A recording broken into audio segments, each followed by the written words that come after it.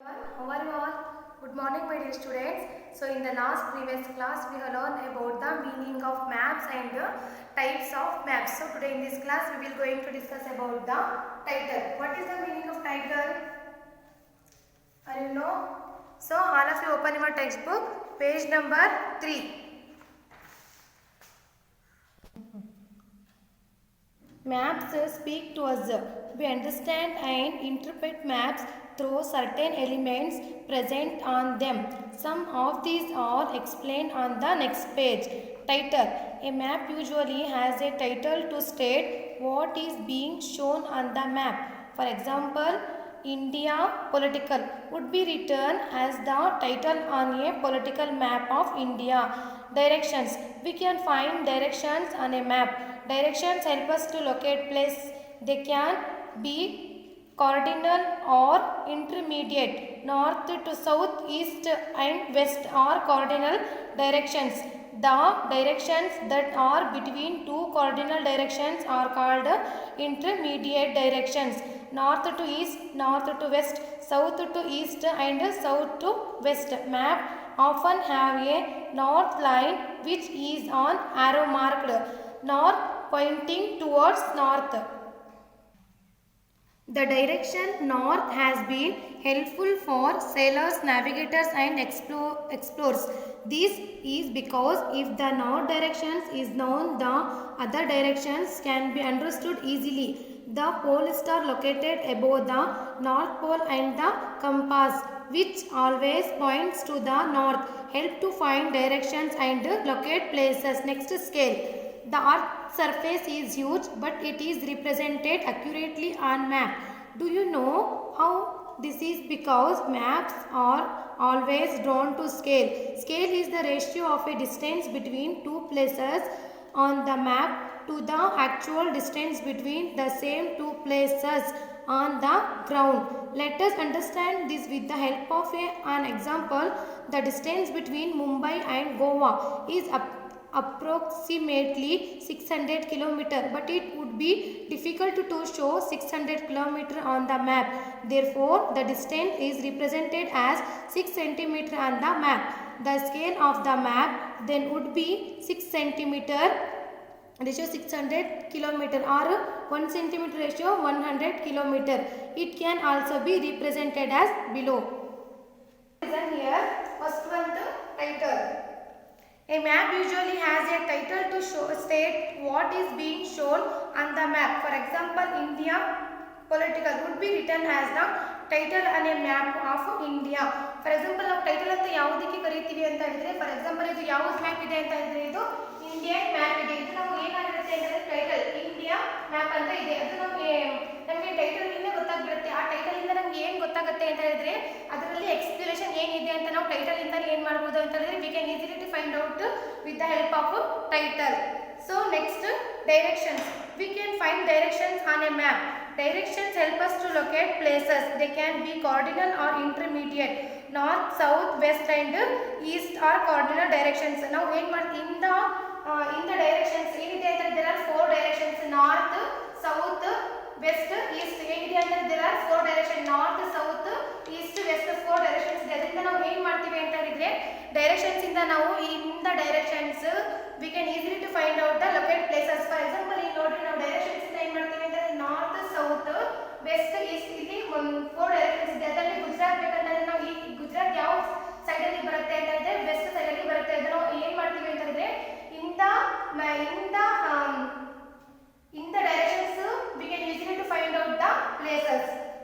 Next, they can be cardinal or intermediate: north, south, west and these are cardinal directions. ನಾವು ಏನು ಕರಿತೀವಿ ಅಂತಂದ್ರೆ north, south, east, west ಗೆ ನಾವು ಏನು ಕರಿತೀವಿ ಅಂತಂದ್ರೆ cardinal directions ಅಂತ ಕರಿತೀವಿ. The directions that are between two cardinal directions are called intermediate directions. ಮತ್ತೆ ನಾವು ಎರಡು directions, for example ಇಲ್ಲಿ ನೋಡ್ರಿ north to east ಇದೆ, north to west ಇದೆ. ಅದೇ ತರ south to east, south to west ಇದೆ. ಅದಕ್ಕೆ ನಾವು ಏನು ಕರಿತೀವಿ ಅಂತ ಹೇಳಿದ್ರೆ intermediate directions ಅಂತ ಕರಿತೀವಿ. Which is arrow marked north pointing towards north. ಅದು ಏನಿರುತ್ತೆ ಅಂತಂದ್ರೆ ಇಲ್ಲಿ arrow mark ಏನು ತೋರಿಸುತ್ತೆ ಅಂತಂದ್ರೆ ನಮಗೆ ಇಲ್ಲಿ ನಾರ್ತ್ ಕಡೆ ಏನು ಮಾಡುತ್ತೆ ಅಂತ ಹೇಳಿದ್ರೆ ಶೋ ಮಾಡುತ್ತೆ. So next the directions north has been helpful for sailors, navigators and explorers. ಮತ್ತೆ ನಮಗೆ ಇಲ್ಲಿ ನಾರ್ತ್ ಡೈರೆಕ್ಷನ್ಸ್ ಇದೆಯಲ್ಲ ಅದು ನಮಗೆ ಏನಕ್ಕೆ ಯೂಸ್ ಮಾಡುತ್ತೆ ಅಂತ ಹೇಳಿದ್ರೆ ನ್ಯಾವಿಗೇಟರ್ಸ್ ಗೆ, ಸೇಲರ್ಸ್ ಮತ್ತು ಎಕ್ಸ್ಪ್ಲೋರರ್ಸ್ ಗೆ ನಮಗೆ ಏನಾಗುತ್ತೆ ಅಂತ ನಾರ್ತ್ ಡೈರೆಕ್ಷನ್ ವೆರಿ ಯೂಸ್ಫುಲ್ ಆಗುತ್ತೆ. This is because if the north direction is known the other directions can be understood easily. ನಾವು ನಾರ್ತ್ ಡೈರೆಕ್ಷನ್ಸ್ ಇಂದ ನಾವು ಏನು ಮಾಡ್ಬೋದು ಅಂತ ಹೇಳಿದ್ರೆ ಬೇರೆ ಡೈರೆಕ್ಷನ್ಸ್ ಎಲ್ಲ ನಾವು ಏನು ಮಾಡ್ಬೋದು, ನಾರ್ತ್ ಡೈರೆಕ್ಷನ್ಸ್ ಇಂದ ನಾವು ಬೇರೆ ಡೈರೆಕ್ಷನ್ಸ್ ಎಲ್ಲ ಈಸಿಯಾಗಿ ನಾವು ಫೈಂಡ್ ಔಟ್ ಮಾಡಬಹುದು. The poles are located above the north pole and compass which always points to the north help to find directions and locate places. ಮತ್ತೆ pole star ಎಲ್ಲಿರುತ್ತೆ ಅಂತ ಹೇಳಿದ್ರೆ above north side ಇರುತ್ತೆ. ಅದು ನಾವು ಅದರಿಂದ ನಮಗೆ ಏನಾಗುತ್ತೆ ಅಂತ ಹೇಳಿದ್ರೆ ಡೈರೆಕ್ಷನ್ಸ್ ಎಲ್ಲ ಮತ್ತೆ ಪ್ಲೇಸಸ್ ಎಲ್ಲ ನಾವು ಏನು ಮಾಡಬಹುದು ಅಂತ ಹೇಳಿದ್ರೆ we can easily find out with the help of north directions. Are you got it student? Next scale, the earth surface is huge but it is represented accurately on map. ಏನಿರುತ್ತೆ ಅಂತ ಹೇಳಿದ್ರೆ earth surface ಏನಿರುತ್ತೆ ಅಂತ ಹೇಳಿದ್ರೆ ಅದು full huge ಆಗಿರುತ್ತೆ, full ದೊಡ್ಡದಾಗಿರುತ್ತೆ. ಅದು ನಾವು ಯಾವುದರಲ್ಲಿ ರಿಪ್ರೆಸೆಂಟ್ ಮಾಡ್ತೀವಿ ಅಂತ ಹೇಳಿದ್ರೆ ನಾವು ಮ್ಯಾಪ್ ಅಲ್ಲಿ ಏನು ಮಾಡ್ತೀವಿ ಅಂತ ಹೇಳಿದ್ರೆ ರಿಪ್ರೆಸೆಂಟ್ ಮಾಡ್ತೀವಿ. ಫಾರ್ ಎಕ್ಸಾಂಪಲ್ ಈ ಕಡೆ ಏನಿದೆ ಅಂತ ಹೇಳಿದ್ರೆ ಮಹಾರಾಷ್ಟ್ರ ಇದೆ. ಮಹಾರಾಷ್ಟ್ರ ಇಲ್ಲಿ ನಾವು ಏನು ಮಾಡಿದ್ದೀವಿ ಅಂತ ಹೇಳಿದ್ರೆ ಮ್ಯಾಪ್ ಅಲ್ಲಿ ನಮ್ಗೆ ಎಷ್ಟು ಬೇಕಾಗಿರುತ್ತೆ ಅಷ್ಟು ನಾವು ಏನು ಮಾಡಿದ್ದೀವಿ ಅಂತ ಹೇಳಿದ್ರೆ ಶಾರ್ಟ್ ಆಗಿ ಸ್ಮಾಲ್ ಆಗಿ ತೋರಿಸಿದ್ದೀವಿ. ಅದೇ ತರ ಏನಾಗಿದೆ ಅಂತ ಹೇಳಿದ್ರೆ ಮಹಾರಾಷ್ಟ್ರ ಇಷ್ಟು ನಾವು ತೋರಿಸಿದೀವಿ ಅಲ್ಲ, ಎಷ್ಟು ಇಲ್ಲ ಇದು ಏನಿದೆ ಅಂತ ಹೇಳಿದ್ರೆ ಫುಲ್ ಹ್ಯೂಜ್ ಆಗಿದೆ. ನಾವು ಮ್ಯಾಪ್ ಅಲ್ಲಿ ಏನು ಮಾಡಿದ್ದೀವಿ ಅಂತ ಹೇಳಿದ್ರೆ ಶಾರ್ಟ್ ಆಗಿ ನಾವು ತೋರಿಸಿದ್ದೀವಿ. Do you know how this is? Because map are always drawn to scale. Scale is the ratio of a distance between two places on the map to the actual distance between the same two places on the ground. ನಾವು ಯಾವುದಕ್ಕೆ ಯಾವುದ್ರಲ್ಲಿ ತೋರಿಸಿದ್ದೀವಿ ಅಂತ ಹೇಳಿದ್ರೆ ನಾವು scale ಇಂದ ಏನು ಮಾಡಿದ್ದೀವಿ ಅಂತ ಹೇಳಿದ್ರೆ ನಾವು ಪ್ಲೇಸಸ್ ಎಲ್ಲ ನಾವು ತೋರಿಸಿದ್ದೀವಿ. Scale is the ratio of distance between two places. ನಾವು ಸ್ಕೇಲ್ ಯಾವುದಕ್ಕೆ ಯೂಸ್ ಮಾಡ್ತೀವಿ ಅಂತ ಹೇಳಿದ್ರೆ ಟೂ ಪ್ಲೇಸಸ್ಗೆ ನಾವು ಏನು ಮಾಡ್ತೀವಿ ಅಂತ ಡಿಸ್ಟೆನ್ಸ್ ನೋಡೋಕ್ಕೆ ನಾವು ಯೂಸ್ ಮಾಡ್ತೀವಿ. Actual distance between the same two places on the ground ಏನಿರುತ್ತೆ ಅಂತ ಹೇಳಿದ್ರೆ ಟೂ ಪ್ಲೇಸಸ್ ನಾವು ಡಿಸ್ಟೆನ್ಸ್ ನೋಡೋಕ್ಕೆ ಏನು ಮಾಡ್ತೀವಿ ಅಂತ ಹೇಳಿದ್ರೆ ನಾವು ಸ್ಕೇಲನ್ನು ಯೂಸ್ ಮಾಡ್ತೀವಿ. Let us understand this with the help of an example. The distance between Mumbai and Goa is approximately 600 km. For example, ಅವರು ಏನು ಮಾಡಿದ್ದಾರೆ ಅಂತ ಹೇಳಿದ್ರೆ ಏನು ಕೊಟ್ಟಿದ್ದಾರೆ ಅಂತ ಹೇಳಿದ್ರೆ the distance between Mumbai and Goa approximately 600 km. ಏನಿದೆ ಅಂತ ಹೇಳಿದ್ರೆ ಇಲ್ಲಿ ನೋಡ್ರಿ, ಇಲ್ಲಿ ಕಾಣಿಸ್ತಾ ಇದೆ ನಿಮಗೆ. ಇಲ್ಲಿ ಏನಿದೆ ಅಂತ ಹೇಳಿದ್ರೆ ಇಲ್ಲಿ ಗೋವಾ ಇದೆ ಪ್ಲೇಸ್, ಇಲ್ಲಿ ಏನಿದೆ ಅಂತ ಹೇಳಿದ್ರೆ ಮುಂಬೈ ಇದೆ. ಮುಂಬೈ ಮತ್ತೆ ಗೋವಾಕ್ಕೆ ಡಿಸ್ಟೆನ್ಸ್ ಬಿಟ್ವೀನ್ ಎಷ್ಟು ಇದೆ ಅಂತ ಹೇಳಿದ್ರೆ 600 ಕಿಲೋಮೀಟರ್ ಡಿಸ್ಟೆನ್ಸ್ ಇದೆ. ಅದಕ್ಕೆ ನಾವು ಏನು ಮಾಡಿದ್ದೀವಿ ಅಂತ ಹೇಳಿದ್ರೆ but it would be difficult to show 600 kilometre ಅಂತ ಮ್ಯಾಪ್. ಇಲ್ಲಿ ನಾವು ಏನು ಮಾಡಬೇಕು ಅಂತ ಹೇಳಿದ್ರೆ ಮುಂಬೈಯಿಂದ ಗೋವಾಕ್ಕೆ ಡಿಸ್ಟೆನ್ಸ್ ಎಷ್ಟಿದೆ ಅಂತ ಹೇಳಿದ್ರೆ 600 ಕಿಲೋಮೀಟರ್ ಇದೆ. ನಾವು 600 ಕಿಲೋಮೀಟರ್ ತಗೊಂಡಿದ್ರೆ ಇಲ್ಲಿಂದ ಫುಲ್ ಲಾಂಗ್ ತನಕ ಹೋಗ್ಬಿಡುತ್ತೆ. ಅದಕ್ಕೆ ನಾವು ಏನು ಮಾಡಿದ್ದೀವಿ ಅಂತ ಹೇಳಿದ್ರೆ ಅದಕ್ಕೆ ನಾವು ಶಾರ್ಟ್ ಅಲ್ಲಿ ಯೂಸ್ ಮಾಡಿದ್ದೀವಿ. therefore this distance is represented as 6 cm on the map. ಅದಕ್ಕೆ ನಾವು ಏನು ಮಾಡಿದ್ದೀವಿ ಅಂತ ಹೇಳಿದ್ರೆ 600 ಕಿಲೋಮೀಟರ್ಗೆ ಏನು ಮಾಡಿದ್ದೀವಿ 6 cm ಅಂತ ನಾವು ತಗೊಂಡಿದ್ದೀವಿ ಸ್ಕೇಲ್ ಅಲ್ಲಿ. this scale of the map then would be 6 cm ratio to 600 km. ಇಲ್ಲಿ ನೋಡಿ ಏನಿದೆ ಅಂತ ಹೇಳಿದ್ರೆ ನಾವು ಇಲ್ಲಿ 0 to 100 ಕಿಲೋಮೀಟರ್ಗೆ ಏನು ಮಾಡಿದ್ದೀವಿ ಅಂತ ಹೇಳಿದ್ರೆ 1 cm ಅಂತ ತಗೊಂಡಿದ್ದೀವಿ.